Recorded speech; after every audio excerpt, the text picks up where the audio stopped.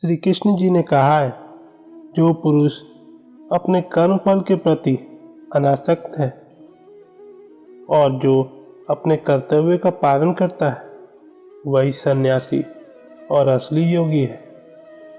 वह नहीं जो ना तो अग्नि जलाता है और ना कर्म करता है। हे पांडुपुत्र, जिसे सन्यास कहते हैं, उसे ही तुम योग तथा परम ब्रह्मा से युक्त होना जानो, क्योंकि इंद्रिय तृप्ति के लिए इच्छा को त्यागे बिना कोई भी योगी नहीं हो सकता। अष्टांग योग के नवसाधक के लिए कर्म साधन कहलाता है और योग सिद्ध पुरुष के लिए समस्त भौतिक कार्यकलापों का परित्याग ही साधन कहा जाता है। जब कोई पुरुष समस्त भौतिक इच्छाओं का त्याग करके ना तो इंद्रिय तृप्ति के लिए कार्य करता है और ना सकाम कर्मों में प्रवृत्त होता है, तो वह योगारूढ़ कहलाता है। मनुष्य को चाहिए कि अपने मन की सहायता से अपना उद्धार करे और अपने को नीचा ना गिरने दे। यह मन बुद्धिजीव का मित्र भी है और शत्रु भी। जिसने मन को जीत लिया है, उसके लिए मन सर्वश्रेष्ठ मित्र है, किंतु जो ऐसा नहीं कर पाया, उसके लिए मन सबसे बड़ा शत्रु बना रहेगा। जिसने मन को जीत लिया है, उसने पहले ही परमात्मा को प्राप्त कर लिया है, क्योंकि उसने शांति प्राप्त कर ली है। ऐसे पुरुषों के लिए सुख दुख, सर्दी गर्मी एवं मान अपमान एक से हैं। वह व्यक्ति आत्म साक्षात्कार को प्राप्त तथा योगी कहलाता है, जो अपने अर्जित ज्ञान तथा अनुभूति से पूर्णतया संतुष्ट रहता है। ऐसा व्यक्ति आध्यात्म को प्राप्त तथा जितेंद्रिय कहलाता है। वह सभी व्यक्तियों को, चाहे वे कंकड़ हों, पत्थर हों या कि सोना, एक समान दिखता है। जब मनुष्य निष्कपट हितैषियों, प्रिय मित्रों, तटस्थों, मध्यस्थों, ईर्ष्यालुओं, शत्रुओं तथा मित्रों, पुण्यात्माओं एवं पापियों को समान भाव से देखता है, तो वह और भी उन्नत माना जाता है। योगी को चाहिए कि वह सदैव अपने शरीर, मन तथा आत्मा को परमेश्वर में लगाए, एकांत स्थान में रहे और बड़ी सावधानी के साथ अपने मन को वश में करे। उसे समस्त आकांक्षाओं तक तथा संग्रह भाव से मुक्त होना चाहिए। योग्य अभ्यास के लिए योगी एकांत स्थान में जाकर भूमि पर कुश बिछा दे और फिर उसे मृगछाला से ढके तथा ऊपर से मुलायम वस्त्र बिछा दे। आसन ना तो बहुत ऊंचा हो न बहुत नीचा, या पवित्र स्थान में स्थित हो। योगी को चाहिए कि इस पर दृढ़ता पूर्वक बैठ जाए और मन, इंद्रियों तथा कर्मों को वश में करते हुए तथा मन को एक बिंदु पर स्थित करके हृदय को शुद्ध करने के लिए योग्य अभ्यास करे। योग्य अभ्यास करने वाले को चाहिए कि वह अपने शरीर, गर्दन तथा सर को सीधा रखे और नाक के अगले सिरे पर दृष्टि लगाए।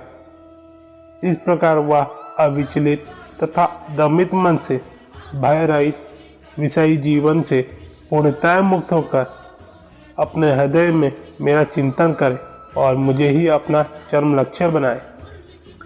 इस प्रकार शरीर, मन तथा कर्म में निरंतर संयम का अभ्यास करते हुए संयमित मन वाले योगी को इस भौतिक अस्तित्व की समाप्ति पर भगवत धाम की प्राप्ति होती है।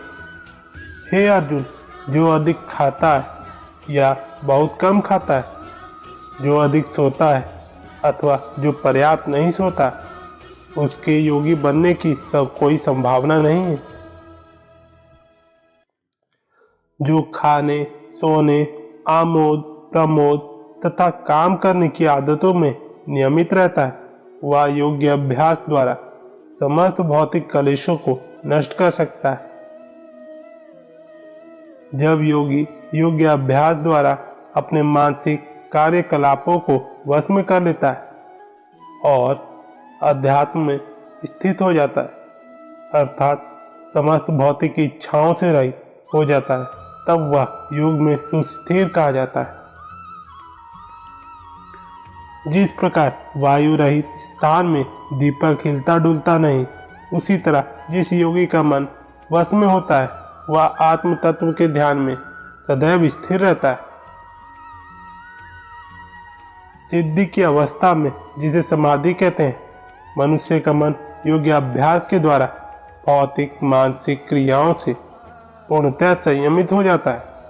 इस सिद्धि की विशेषता यह है कि मनुष्य शुद्ध मन से अपने आप को देख सकता है और अपने आप में आनंद उठा सकता है। उस आनंदमयी स्थिति में वह दिव्य इंद्रियों द्वारा असीम दिव्य सुख में स्थित रहता है। इस प्रकार स्थापित मनुष्य कभी सत्य से विपत नहीं होता और इस सुख की प्राप्ति हो जाने पर वह इससे बड़ा कोई दूसरा लाभ नहीं मानता। ऐसी स्थिति को पाकर मनुष्य बड़ी से बड़ी कठिनाई में भी विचलित नहीं होता। यह निसंदेह भौतिक संसर्ग से उत्पन्न होने वाले समस्त दुखों से वास्तविक मुक्ति है। मनुष्य को चाहिए कि संकल्प तथा श्रद्धा के साथ योग्य अभ्यास में लगे और पथ से विचलित न हो। उसे चाहिए कि मनोधर्म से उत्पन्न समस्त इच्छाओं को निरपवाद रूप से त्याग दे और इस प्रकार मन के द्वारा सभी ओर से इंद्रियों को वश में करे। धीरे धीरे क्रमशः पूर्ण विश्वास पूर्वक बुद्धि के द्वारा समाधि में स्थित होना चाहिए और इस प्रकार मन को आत्मा में ही स्थित करना चाहिए तथा अन्य कुछ भी नहीं सोचना चाहिए। मन अपनी चंचलता तथा अस्थिरता के कारण जहाँ कहीं भी विचरण करता हो, मनुष्य को चाहिए कि उसे वहाँ से खींचे और अपने वश में लाए। जिस योगी का मन मुझ में स्थिर रहता है वह निश्चय ही दिव्य सुख की सर्वोच्च सिद्धि प्राप्त करता है। वह रजोगुण से परे हो जाता है। वह परमात्मा के साथ अपनी गुणात्मक एकता को समझता है और इस प्रकार अपने समस्त विगत कर्मों के फल से निर्वृत्त हो जाता है। इस प्रकार योग अभ्यास में निरंतर लगा रहकर आत्म संयमी योगी समस्त भौतिक कल्प से मुक्त हो जाता है और भगवान की दिव्य प्रेम भक्ति में परम सुख प्राप्त करता है। वास्तविक योगी समस्त जीवों में मुझको तथा मुझ में समस्त जीवों को देखता है।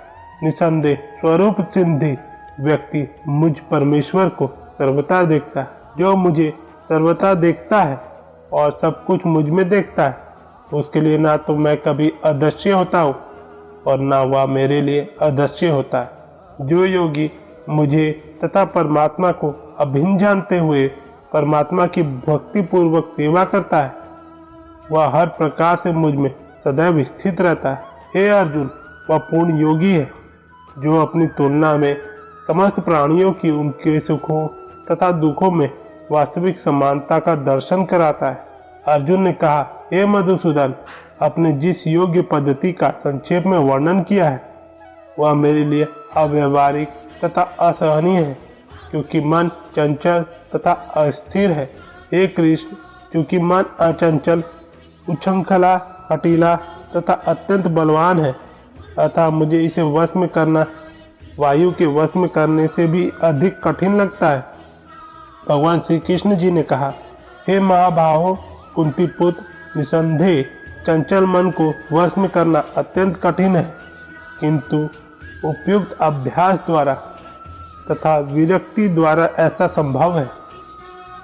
जिसका मन उच्छृंखल है उसके लिए आत्म साक्षात्कार कठिन कार्य होता है, किंतु जिसका मन संयमित है और जो समुचित उपाय करता है उसकी सफलता ध्रुव है, ऐसा मेरा मत है। अर्जुन ने कहा, हे कृष्ण, उस असफल योगी की गति क्या है जो प्रारंभ में श्रद्धा पूर्वक आत्म साक्षात्कार की विधि ग्रहण करता है किंतु बाद में भौतिकता के कारण उससे विचलित हो जाता है और योग्य सिद्धि को प्राप्त नहीं कर पाता। हे महाभाव कृष्ण, क्या ब्रह्म प्राप्ति के मार्ग में भ्रष्ट ऐसा व्यक्ति आध्यात्मिक तथा भौतिक दोनों ही सफलताओं से च्युत नहीं होता और छिन्न भिन्न बादल की भांति विनष्ट नहीं हो जाता, जिसके फलस्वरूप उसके लिए किसी लोक में कोई स्थान नहीं रहता? हे कृष्ण, यही मेरा संदेह है और मैं आपसे इसे पूर्णतः दूर करने की प्रार्थना कर रहा हूँ। आपके अतिरिक्त अन्य कोई ऐसा नहीं है जो इस संदेह को नष्ट कर सके। भगवान श्री कृष्ण जी ने कहा, हे पार्थपुत्र, कल्याण कार्यों में निरत योगी का ना तो इस लोक में और ना परलोक में ही विनाश होता है। हे मित्र, भलाई करने वाला कभी बुरे से पराजित नहीं होता है। असफल योगी पवित्र आत्माओं के लोकों में अनेकानेक वर्षों तक भोग करने के बाद या तो सदाचारी पुरुषों के परिवार में या धनवानों के कुल में जन्म लेता है, अथवा वह ऐसे योगी के कुल में जन्म लेता है जो अति बुद्धिमान है। निश्चय ही इस संसार में ऐसा जन्म दुर्लभ है। हे करुनंदन, ऐसा जन्म पाकर वह अपने पूर्व जन्म की देवी चेतना को पुनः प्राप्त करता है और पूर्ण सफलता प्राप्त करने के उद्देश्य से वह आगे उन्नति करने का प्रयास करता है। अपने पूर्व जन्म की देवी चेतना से वह ना चाहते हुए भी स्वतः योग के नियमों की ओर आकर्षित होता है। ऐसा जिज्ञासु योगी शास्त्रों के अनुष्ठानों से परे स्थित होता है और जब योगी कल्मषा से शुद्ध होकर सच्ची निष्ठा से आगे प्रगति करने का प्रयास करता है तो अंततोगत्वा अनेकानेक जन्मों के अभ्यास के पश्चात सिद्धि लाभ करके वह परम गंतव्य को प्राप्त करता है। योगी पुरुष तपस्वी से, ज्ञानी से तथा सकाम कर्मी से बढ़कर होता है। अतः हे अर्जुन, तुम सभी प्रकार से योगी बनो